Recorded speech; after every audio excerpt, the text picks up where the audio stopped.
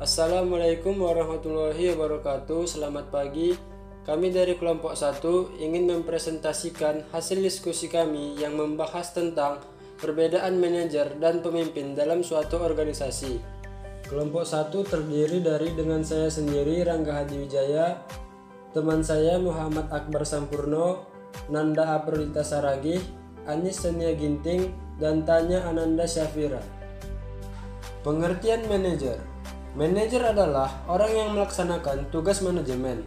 Menurut James A. F. Stoner, manajer adalah orang yang bertanggung jawab untuk mengarahkan usaha yang bertujuan untuk membantu organisasi dalam mencapai sasarannya. Manajer harus memastikan bahwa keseluruhan sasaran dan tujuan yang telah ditetapkan organisasi dapat diwujudkan dalam rangkaian kegiatan manajemen, baik yang bersifat fungsional maupun bersifat operasional. Materi selanjutnya yaitu tipe-tipe manajer dan keterampilan manajer akan dijelaskan oleh Nanda Aprodita Saragih. Manajer juga memiliki tipe-tipe di dalam organisasi. Cakupan manajer menurut James Stoner, Edward Freeman, dan R. Gilbert didasarkan pada cakupan aktivitas manajemen, yaitu yang pertama, manajer fungsional. Manajer fungsional ini adalah seseorang manajer yang bertanggung jawab hanya kepada atas satu aktivitas organisasi seperti manajemen, keuangan, atau manajemen sumber daya manusia. Nah, yang kedua itu ada manajer umum.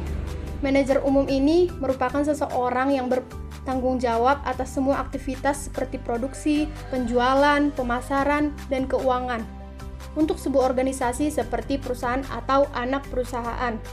Manajer juga memiliki tingkatan.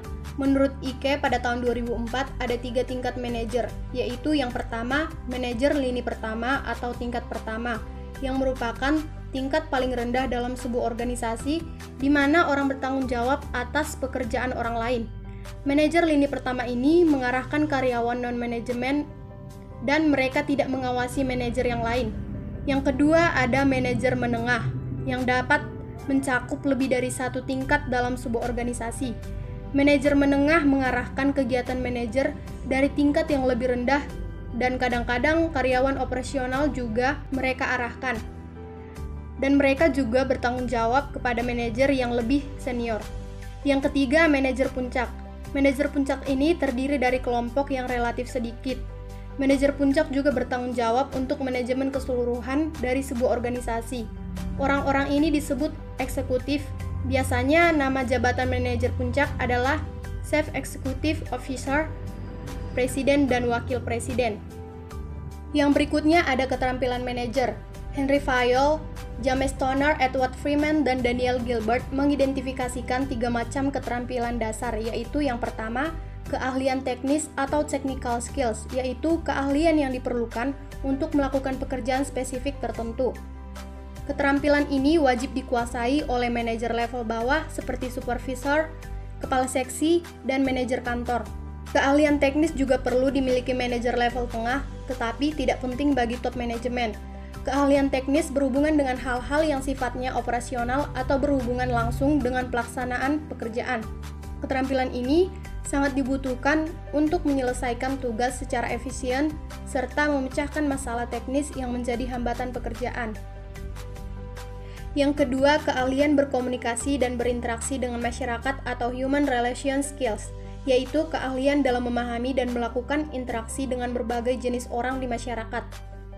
Yang ketiga, keahlian konseptual atau conceptual skills, yaitu keahlian dalam berpikir secara abstrak sistematis, termaksud di dalamnya mendiagnosa dan menganalisis berbagai masalah dalam situasi yang berbeda-beda, bahkan keahlian untuk memprediksi di masa yang akan datang. Selain keahlian yang 3 tadi, seorang manajer juga dituntut untuk memiliki keahlian sebagai berikut. Yang pertama itu ada keahlian dalam pengambilan keputusan.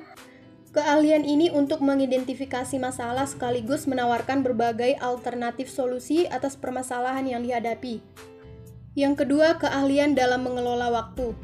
Keahlian ini berguna untuk memanfaatkan waktu secara efektif dan efisien agar semua yang telah dirancang dari awal bisa terselesaikan sesuai dengan rencana.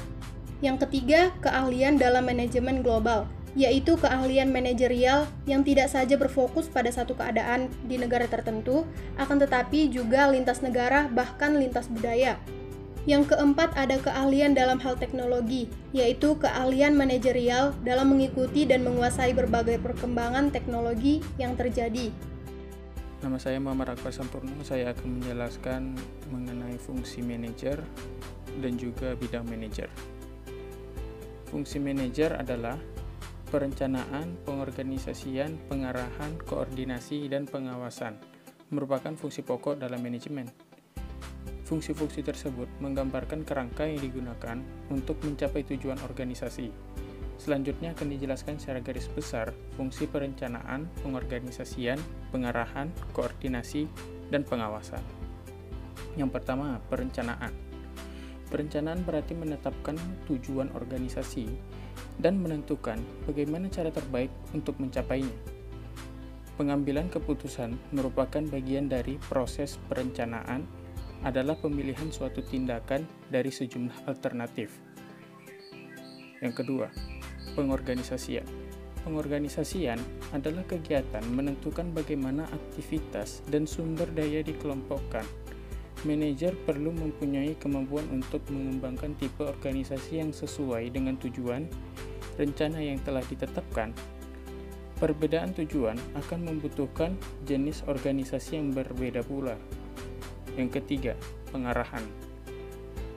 Pengarahan adalah proses menumbuhkan semangat pada karyawan agar dapat bekerja keras dan giat, serta membimbing mereka dalam melaksanakan rencana untuk mencapai tujuan. Yang keempat, koordinasi. Koordinasi adalah suatu usaha mengintegrasi, menyatukan semua kegiatan-kegiatan yang terdapat dalam organisasi, sehingga pekerjaan dapat dilakukan dengan lancar. Dengan adanya koordinasi, maka setiap bagian atau unit kerja dalam melakukan pekerjaannya tidak akan terjadi kesamaan atau duplikasi pekerjaan dengan bagian atau unit kerja lainnya. Yang kelima, pengendalian atau pengawasan. Semua fungsi tidak akan efektif tanpa ada fungsi pengawasan atau pengendalian. Pengendalian membantu untuk memastikan efektivitas dan efisien yang diperlukan demi keberhasilan organisasi. Pengendalian dimaksudkan untuk melihat apakah kegiatan yang dilaksanakan sudah sesuai dengan rencana sebelumnya. Bidang-bidang manajer. Manajer memiliki beberapa bidang-bidang. Di antaranya, yang pertama, sumber daya manusia. Sebagian perusahaan memiliki manajer sumber daya manusia untuk merekrut, menerima, dan melatih karyawan, mengevaluasi kinerja, dan menentukan besar kompensasi. 2. Manajer operasi. Istilah operasi mengacu pada sistem yang digunakan oleh perusahaan yang memproduksi barang dan jasa. Yang ketiga, manajer pemasaran. Pemasaran mencakup pengembangan, penetapan harga, promosi, dan distribusi barang dan jasa. Keempat, manajer keuangan. Hampir setiap perusahaan memiliki manajer keuangan untuk merencanakan dan mengawasi fungsi akuntansi dan sumber-sumber keuangannya. Yang kelima, manajer lain. Beberapa perusahaan juga mempekerjakan para manajer. Contohnya, manajer hubungan masyarakat dan manajer penelitian dan pengembangan. Sekian dari saya, terima kasih. Materi selanjutnya yaitu tentang pengertian pemimpin dan tipe-tipe pemimpin akan dijelaskan oleh Anis Sonia Ginting. Pengertian pemimpin. Pemimpin adalah seseorang yang karena kecakapan-kecakapan pribadinya dengan atau tanpa pengangkatan resmi dapat mempengaruhi kelompok yang dipimpinnya untuk mengarahkan usaha pertama ke arah pencapaian sasaran-sasaran tertentu. Sedangkan yang dipimpin adalah seseorang atau sekelompok orang yang merupakan anggota dari suatu perkumpulan atau pengikut yang setiap saat melaksanakan perintah atau tugas yang telah disepakati bersama guna mencapai tujuan. Tipe-tipe pemimpin. Yang pertama yaitu tipe otokratis. Seseorang pemimpin yang otokratis ialah pemimpin yang memiliki kriteria atau ciri sebagai berikut. menganggap organisasi sebagai milik pribadi, mengidentikan tujuan pribadi dengan tujuan organisasi, menganggap bawahan sebagai alat semata-mata, tidak mau menerima kritik, saran, dan pendapat, terlalu tergantung kepada kekuasaan formalnya, dalam tindakan pergerakannya sering menggunakan pendekatan yang mengandung unsur paksaan yang bersifat menghukum. Yang kedua, tipe militeristis. Perlu diperhatikan terlebih dahulu bahwa yang dimaksud dari seseorang pemimpin tipe militerisme berbeda dengan seseorang pemimpin yang organisasi militer. Seorang pemimpin yang bertipe militeristis ialah seseorang pemimpin yang memiliki sifat-sifat berikut. Dalam menggerakkan bawahannya, sistem pemerintahan yang telah sering dipergunakan dalam menggerakkan bawahan senang bergantung kepada pangkat dan jabatannya, senang pada formalitas yang berlebih-lebihan, menuntut disiplin tinggi dan kaku dari bawahan, suka menerima kritik dari bawahannya, menggemari upacara untuk berbagai keadaan. Yang ketiga yaitu tipe paternalistis. Seorang pemimpin yang tergolong sebagai pemimpin paternalistis ialah seseorang yang memiliki ciri-ciri sebagai berikut: menganggap bawahannya sebagai manusia yang tidak dewasa, bersikap terlalu melindungi, jarang memberikan kesempatan kepada bawahannya untuk mengambil keputusan, jarang memberikan kesempatan kepada bawahannya untuk mengambil inisiatif, jarang memberikan kesempatan kepada bawahannya untuk mengembangkan daya kreasi dan fantasinya, dan sering bersikap maha tahu. Yang keempat yaitu tipe karismatik. Hingga saat ini, para ahli belum berhasil menemukan sebab-sebab mengapa seseorang pemimpin memiliki karismatik. Umumnya diketahui bahwa pemimpin yang demikian mempunyai daya tarik yang amat besar, dan karena pada umumnya mempunyai pengikut yang jumlahnya sangat besar, meskipun para pengikut itu sering pula tidak dapat menjelaskan mengapa mereka menjadi pengikut pemimpin itu. Yang kelima yaitu tipe demokratis. Pengetahuan tentang kepemimpinan telah membuktikan bahwa tipe pemimpin yang demokratislah yang paling tepat untuk organisasi modern. Hal ini terjadi karena tipe kepemimpinan ini memiliki karakteristik sebagai berikut, yaitu selalu berusaha mensinkronisasikan kepentingan dan tujuan organisasi dengan kepentingan dan tujuan pribadi daripada bawahannya, selalu berusaha mengutamakan kerjasama dalam usaha mencapai tujuan, dan lain-lain. Materi selanjutnya yaitu teori pemimpin dan fungsi pemimpin yang dijelaskan oleh Tanya Ananda Safira. Selanjutnya saya akan menjelaskan teori asal mula pemimpin. Ada beberapa teori tentang asal mula pemimpin, yaitu sebagai berikut. Yang pertama, teori genetis. Pemimpin ada karena ditakdirkan untuk menjadi pemimpin sejak lahir. Yang kedua, teori sosial. Pemimpin ada karena proses pembelajaran dan pelatihan sehingga membentuk pribadi yang pantas dijadikan sebagai pemimpin. Yang ketiga, teori sosiogenetis. Teori gabungan antara teori genetis dan teori sosial. Teori ini adalah teori yang saling melengkapi. Menurut teori ini, pemimpin yang baik adalah seseorang yang memang telah ditakdirkan untuk menjadi pemimpin, kemudian semasa hidupnya dia dilatih untuk dididik sehingga watak kepemimpinannya bisa tumbuh dan berproses seiring berjalannya waktu. Selanjutnya, fungsi pemimpin. Menurut Hamdani Nawawi, dalam bukunya Kepemimpinan yang Efektif menyebutkan ada 5 fungsi pemimpin. Kelima fungsi itu adalah: yang pertama, fungsi instruktif. Fungsi ini berlangsung dan bersifat komunikasi satu arah.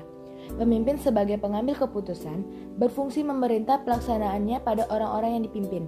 Kedua, fungsi konsultatif. Fungsi ini berlangsung dan bersifat berkomunikasi dua arah. Pada tahap pertama, dalam usaha menetapkan keputusan, fungsi pemimpin sebagai konsultan untuk mendengarkan pendapat, saran, serta pertanyaan dari bawahannya mengenai keputusan yang akan diambil oleh pemimpin. Yang ketiga, fungsi partisipasi. Dalam fungsi ini, pemimpin menjalankan serta mengaktifkan orang-orang yang dipimpinnya, baik dalam keikutsertaan, mengambil keputusan, maupun dalam melaksanakannya. Yang keempat, fungsi delegasi. Fungsi ini, pemimpin sebagai pemegang wewenang tertinggi harus bersedia dan dapat mempercayai orang lain sesuai dengan posisi atau jabatannya apabila diberi atau mendapatkan perlimpahan wewenang. Yang kelima, fungsi pengendalian. Fungsi pengendalian bermaksud bahwa kepemimpinan yang sukses dan efektif mampu mengatur aktivitas anggotanya secara terarah dan dalam koordinasi yang efektif.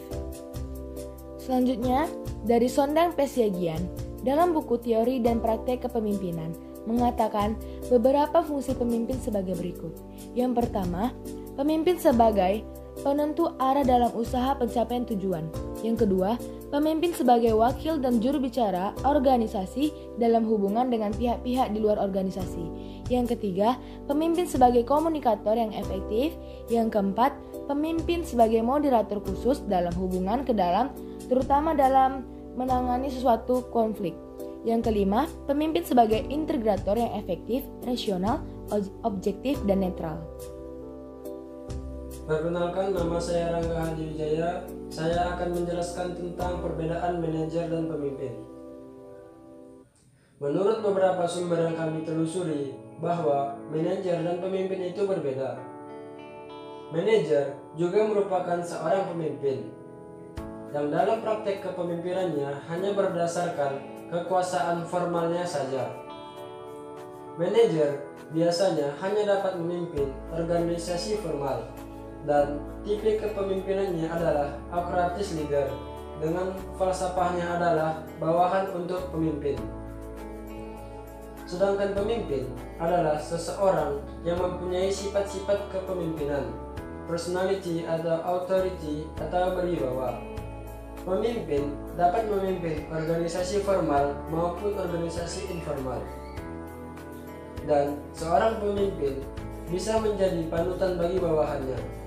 Biasanya, tipe kepemimpinannya adalah participative leader, dan falsafah kepemimpinannya adalah pimpinan untuk bawahan.